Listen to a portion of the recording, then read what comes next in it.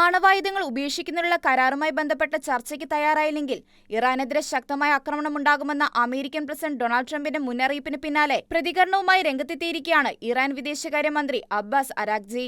ഇറാന്റെ സൈന്യം എന്തിനും സജ്ജമാണെന്നും ഇറാനെതിരെ കര, കടൽ, ആകാശം എന്നിങ്ങനെ ഏത് മാർഗത്തിലൂടെയും എന്ത് ആക്രമണമുണ്ടായാലും ഉടനടി ശക്തമായി തിരിച്ചടിക്കുമെന്നും അബ്ബാസ് അരാഗ്ചി വ്യക്തമാക്കി.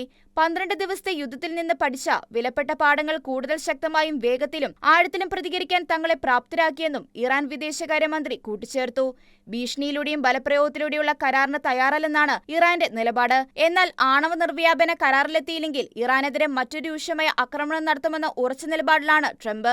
അനുവദിച്ച സമയം അതിക്രമിച്ചിരിക്കുകയാണെന്നും ഇറാൻ എത്രയും വേഗം മേശയ്ക്ക് മുന്നിലെത്തി ന്യായവും നീതിയുക്തവുമായ കരാർ ചർച്ച ചെയ്യുമെന്നാണ് പ്രതീക്ഷിക്കുന്നതെന്നും തീരുമാനം വൈകുന്തോറും അടുത്ത ആക്രമണം വളരെ മോശമായിരിക്കുമെന്നാണ് ട്രംപ് ഇറാന് മുന്നറിയിപ്പ് നൽകിയിരിക്കുന്നത്.